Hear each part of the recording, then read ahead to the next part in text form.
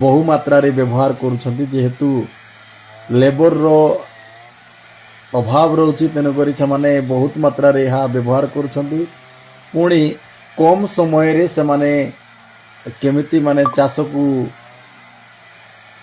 निज आयतरे आनी पारिबे ता पई मध्ये यहाँ व्यवहार करुछंती।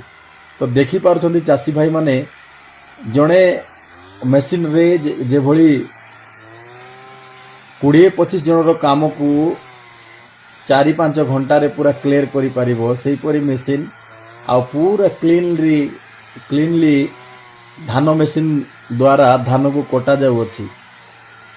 तो मते तो बहुत खुशी लगुचे मेसिन को देखिकरी जदि बा आपण मानकर अंचल रे तथा आपण मानकर ए ओडिसा रे मध्ये